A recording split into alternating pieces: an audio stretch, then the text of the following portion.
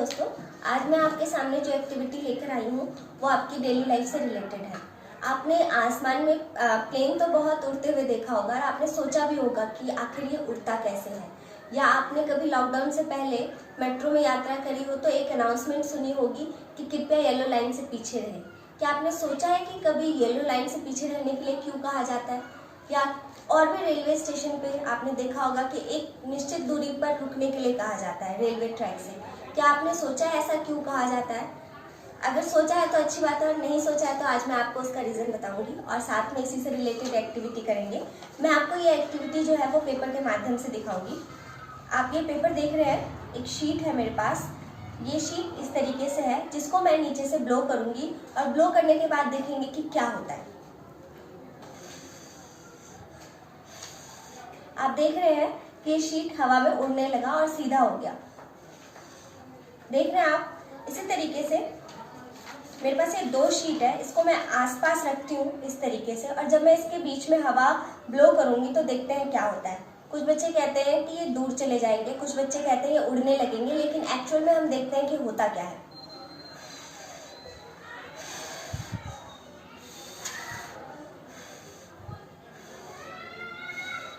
आपने देखा ये शीट पास आने लगी, ये दोनों शीट जो है वो पास आने लगी। आपने कभी सोचा है कि ये क्यों होता है और कैसे होता है? ये एक प्रिंसिपल है जिसका नाम है बर्नौली प्रिंसिपल। इसमें क्या होता है, ये प्रिंसिपल कहता है कि जहाँ पे लो प्रेशर है और जहाँ पे हाई प्रेशर है, तो हाई प्रेशर से जो हवा है हमेशा लो प्रेशर की तरफ जाती है।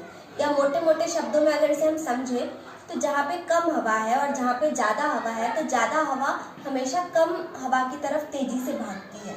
तो यही होता है आपके रेलवे ट्रैक के साथ। जब कोई ट्रेन वहाँ से जाती है, जब कोई ट्रेन वहाँ से जा रही है तो वो सारी हवा लेके चली जाती है, तो इसलिए वहाँ पे क्या होता है, वहाँ पे लो प्रेशर जोन यानी कि कम हवा का दबाव जो है वहाँ पे बन जाता है, और पीछे ट्रैक से ज़्यादा हवा उसको भरने के लिए फटाफट जाने लगती है। और अगर इस बीच हम रहेंगे तो हम रेलवे ट्रैक पर गिर जाएंगे। इसीलिए होता है कि येलो लाइन से पीछे आप खड़े हैं। इसी तरह प्लेन का क्या है, एक तो प्लेन का शेप ऐसा बनाया जाता है कि नीचे कम दबाव उत्पन्न हो। प्लेन के जो नीचे है वो कम दबाव उत्पन्न हो। इससे क्या होता है कि जो वायुमंडल की हवा है वो चारों तरफ से आके प्लेन को उठाए रखने में हेल्प करती है।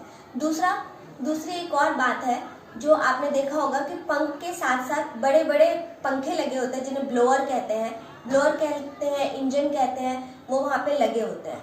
आपने देखा होगा वो हमेशा चलते रहते हैं। उनका क्या काम होता है, वहां से हवा को तेज तेज से फेंकना। जैसे मैं फूट के थ्रू फेंक रही थी, जैसे मैं यहाँ पे ब्लो कर रही हूँ, इसी तरह प्लेन में भी नीचे पंखे लगे होते हैं जो कि लगातार हवा को ब्लो करते रहते हैं। उस ब्लो करने की वजह से वहाँ पे लो प्रेशर जोन क्रिएट होता है, और जिसकी वजह से जो सराउंडिंग की हवा है वो उस जगह को भरने के लिए चली जाती है और प्लेन हमेशा हवा में रहते हैं। अब हम इसी से रिलेटेड एक एक्टिविटी करेंगे जिसके लिए हमें कुछ सामान की आवश्यकता है, वो है, इसके लिए हमें चाहिए सीजर, एक थोड़ी सी मोटी शीट, एक पतली शीट, या फिर आप न्यूज़पेपर ले सकते हैं, या मेरे पास ये वेस्ट शीट पड़ी थी तो मैंने ये ले ली, और टेप। सबसे पहले हम इस मोटे पेपर की शीट का रोल बनाएंगे क्योंकि इससे हमें हवा को ब्लो करनी है। इस तरीके से आप रोल बनाएंगे।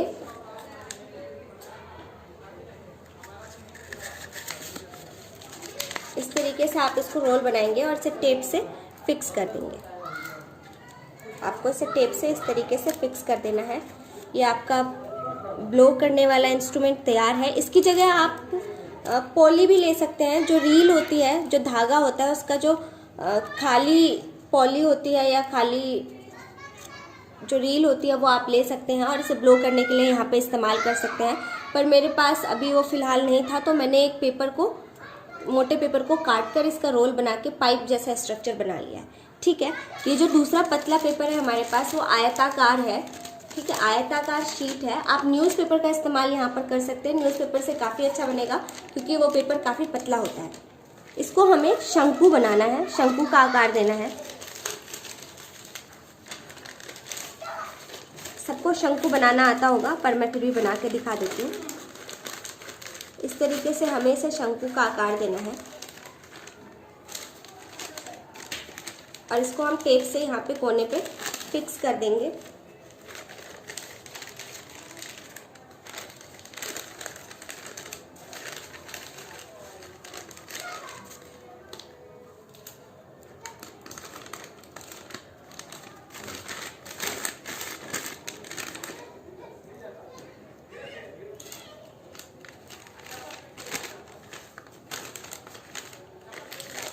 शंकु बनाने के बाद जो एक्स्ट्रा शीट है हमारी, इसको हम कट कर देते हैं ताकि एक अच्छा शंकु दिखने लगे।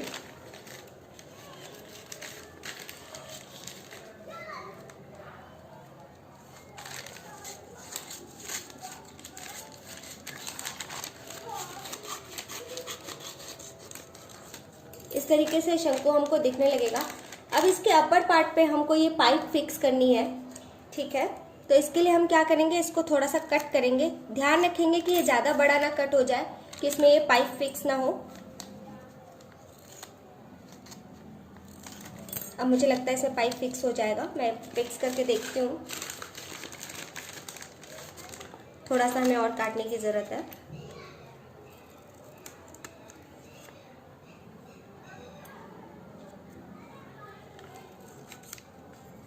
इसको कट करने के बाद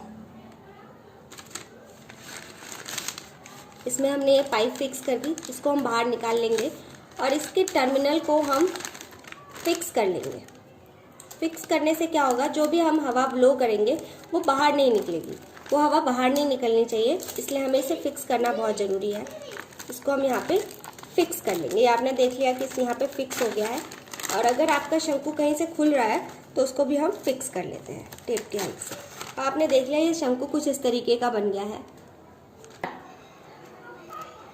आपने देखा ये हमारा शंकु तैयार हो गया है और ये शंकु 2 से 3 मिनट में मेरे ख्याल से तैयार हो गया है। इसके बाद हमें इससे एक्सपेरिमेंट को अपने करना है।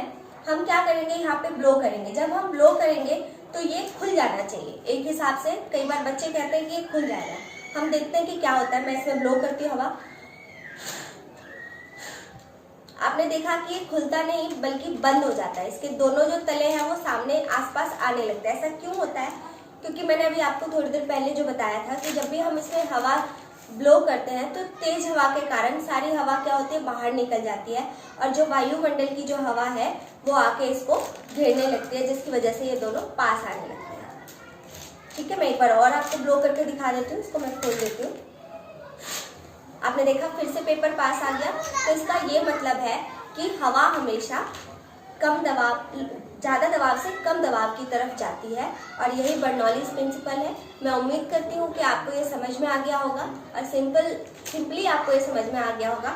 और आप लोग मुझे जल्दी से इस टॉय की वीडियो बनाकर भेजेंगे। आप लोग घर पर बनाएंगे और इसे मुझे भेजेंगे और मैं देखूंगी। मैं उम्मीद करती हूँ आप जल्द से जल्द भेजेंगे। Thank you.